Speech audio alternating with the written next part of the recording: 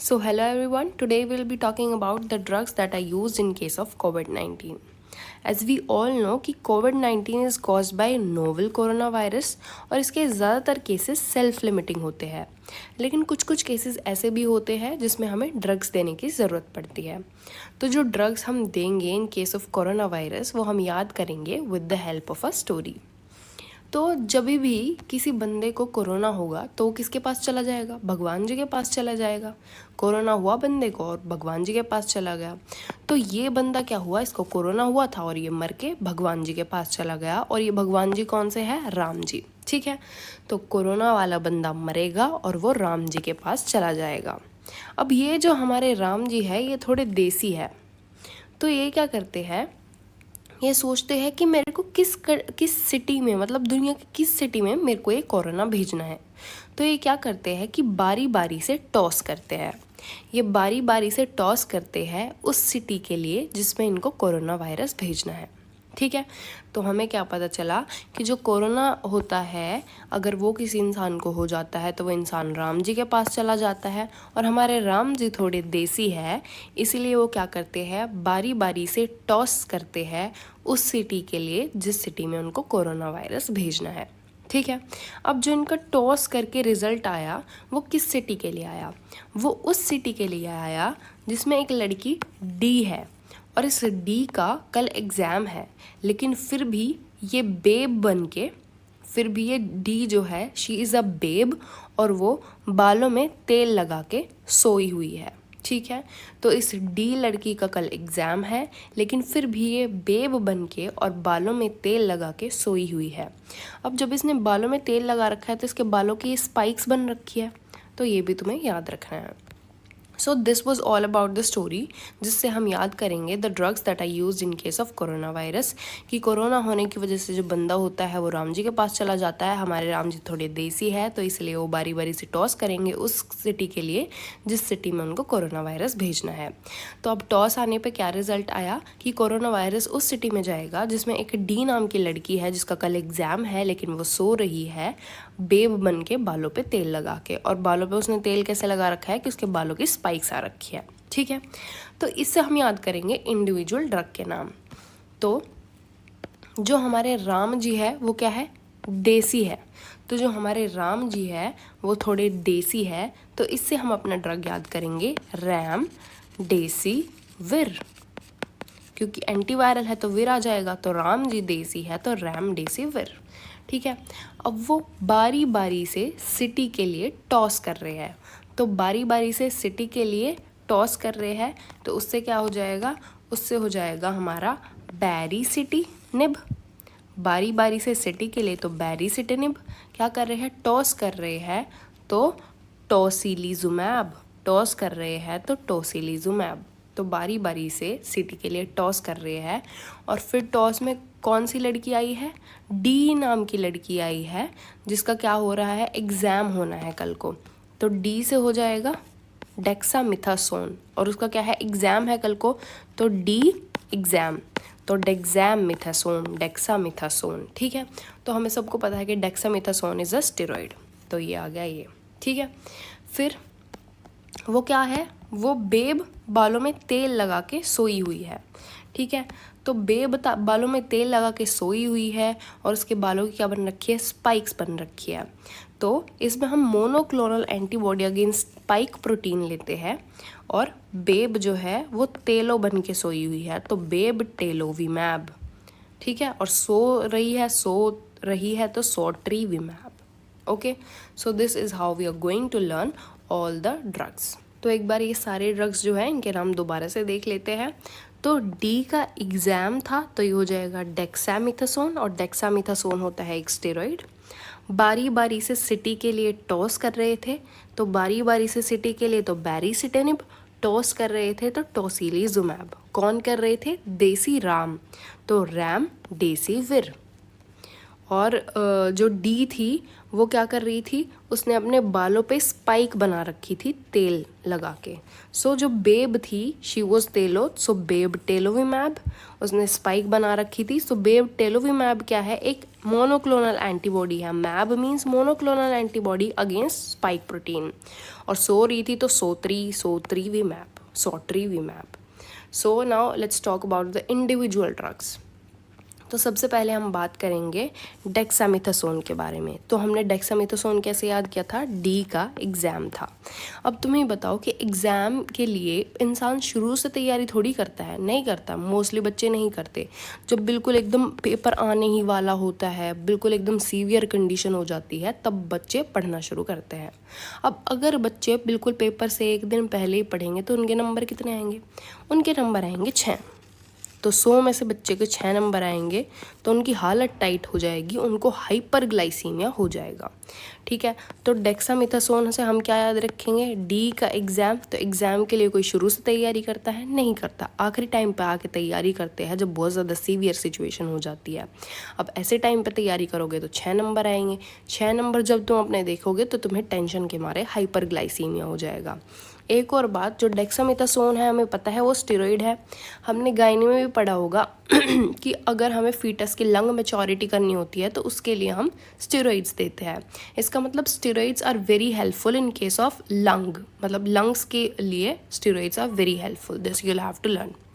सो dexamethasone या steroids जो होते हैं, these are the only life saving drugs in कोविड-19 निमोनिया है तो हम डेक्सामेथासोन दे देंगे, because these are the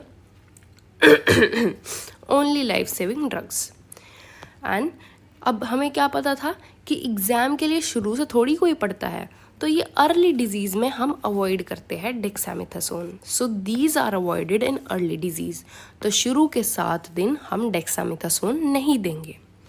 indicated in moderate to severe pneumonia, जब बिल्कुल हालत ख़राब होने को हो जाती है तब हम ये देते हैं। तो माइल्ड फॉर्म में नहीं देंगे, मॉडरेट या सीवियर फॉर्म ऑफ निमोनिया में हम देते हैं डेक्सामेथासोन। और नंबर कितने आए थे उसके, 6 नंबर आए थे। तो डेक्सामेथासोन 6 मिलीग्राम डेली ये हम रिकमेंड करेंगे 7 दिन के बाद।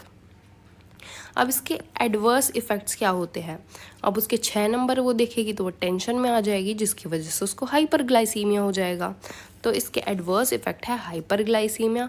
और स्टेरॉइड जो होते हैं सारे के सारे इम्यूनोसप्रेसेंट्स होते हैं, तो इसीलिए इसमें इंक्रीज रिस्क ऑफ इन्फेक्शन हो जाएगा। कौन सा इन्फेक्शन, जैसे कि म्यूकरमाइकोसिस।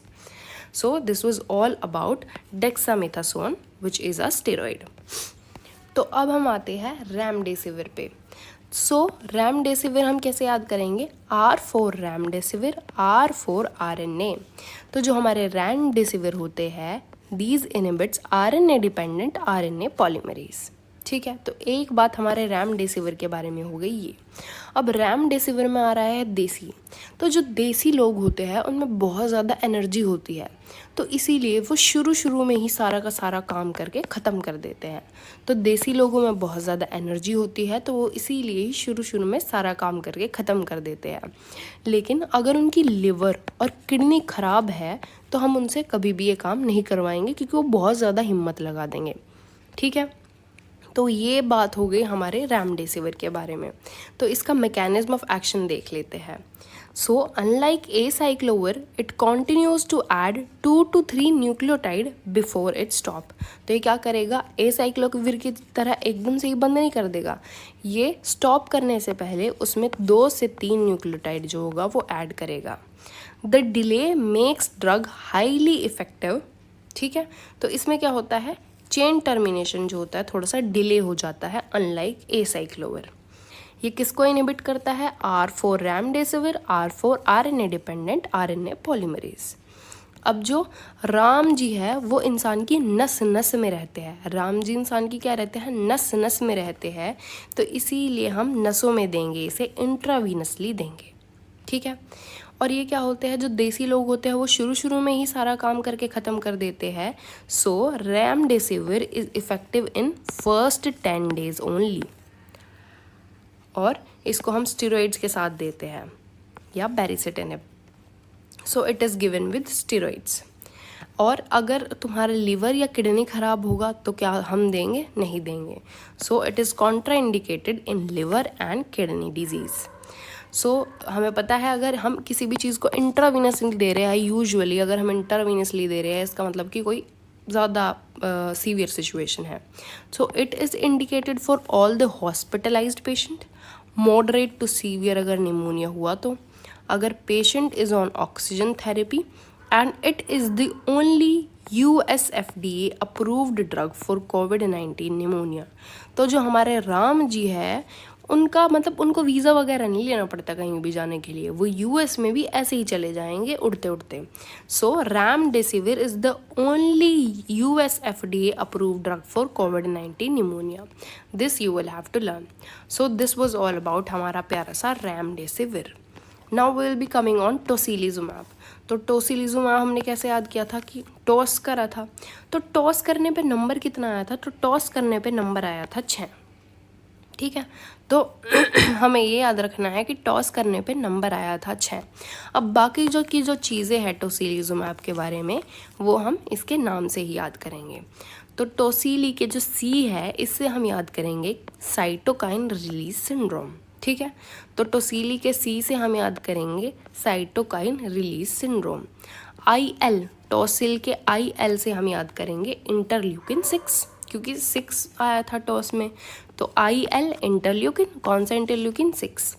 और दूसरे I से हम याद करेंगे IV इंट्रावीनस। सो ठीक है, C से हम याद करेंगे साइटोकाइन रिलीज सिंड्रोम, IL से हम याद करेंगे इंटरल्यूकिन, कौन सा इंटरल्यूकिन? इंटरल्यूकिन 6। और दूसरे I से हम याद करेंगे इंट्रावीनस। तो टोसिलिजुमैब जो है इसके आखिरी में आ रहा है मैब। मैब stand for monoclonal antibody. So it is a monoclonal antibody against interleukin 6। Interleukin 6 के अगेंस्ट टोसिलिजुमैब एक मोनोक्लोनल एंटीबॉडी है। और ये क्या करता है? It inhibits cytokine release syndrome. C for cytokine release syndrome जो होता है इसको भी ये इनहिबिट करता है। फिर दूसरे I से क्या था? इंट्रावीनस, तो हम इसको इंट्रावीनसली देते हैं। सो ये भी किस में इंडिकेटेड है? It is also indicated in severe and life threatening COVID-19 pneumonia in hospitalised patient, और जो पेशेंट हमारे स्टेरॉइड पे भी कंट्रोल नहीं हो पा रहे हैं उनको देंगे हम टोसिलिजुमैब। या जिनका हाई C रिएक्टिव प्रोटीन की वैल्यू जिनकी बहुत ज़्यादा हाई आ रही है उनको भी देंगे हम टोसिलिजुमैब। तो C से हमारे 2 हो गए हैं, cytokine release syndrome and high CRP। Interleukin 6 के अगेंस्ट एंटीबॉडी है और ये इंट्रावीनस रूट से दी जाती है। So this was all about tocilizumab. अब हम आते हैं बैरिसिटिनिब पे। तो हमें पता है कि बारी बारी करके, तो बारी बारी सिटी में जाके कोरोना वायरस भेजे गए। अगर राम जी क्या कर रहे हैं? बारी बारी सिटी में जाके, अलग अलग सिटीज़ में जाके कोरोना वायरस भेज रहे हैं। तो इतना अगर राम जी चले गए तो उनकी हड्डियों में दिक्कत आ जाएगी। तो हड्डियों की दिक्कत यूजुअली हमें कौन सी आती है? Rheumatoid arthritis. तो उनको रूमेटॉइड आर्थराइटिस हो जाएगा। और अगर उनको रूमेटॉइड आर्थराइटिस हुआ तो उनको क्या लेनी पड़ेगी? दवाई लेनी पड़ेगी, गोली लेनी पड़ेगी, ओरली उनको दवाई लेनी पड़ेगी। तो क्या हुआ कि जब हमारे राम जी बारी बारी सिटी में जाके कोरोना इन्फेक्शन बांट रहे हैं, तो जितना वो चलेंगे उनको क्या हो जाएगा? रूमेटॉइड आर्थराइटिस हो जाएगा। और रूमेटॉइड आर्थराइटिस के लिए उन्हें ओरली गोली लेनी पड़ेगी। तो बारी बारी से राम जी क्या कर रहे हैं? जाके कोरोना वायरस दे रहे हैं। तो बारी बारी जाके, सो बैरिसिटिनिब इज़ अ जैक इनहिबिटर। ठीक है, इनहिबिटर सो निब आ रहा है तो इनहिबिटर, तो जैक इनहिबिटर है ये। अब ओरली गोली लेंगे रूमेटॉइड आर्थराइटिस के लिए, तो इसलिए बैरिसिटिनिब इज गिवन ओरली। और it is combined with remdesivir in patients who can not take steroids. तो जो स्टेरॉइड नहीं ले सकते वो क्या करेंगे? रेमडेसिविर के साथ बैरिसिटिनिब ले लेंगे। And it is also use for rheumatoid arthritis, क्योंकि अगर राम जी बारी बारी से सिटीज़ में जाएंगे तो उनको रूमेटॉइड आर्थराइटिस हो जाएगा। So baricitinib is also use for rheumatoid arthritis because it is a JAK inhibitor. अब हम आते हैं अपने 5th और लास्ट ड्रग पे, which is monoclonal antibodies against spike protein. हमारे कोरोना वायरस पे स्पाइक प्रोटीन होते हैं, तो उनके लिए हम बना देंगे मोनोक्लोनल एंटीबॉडीज़।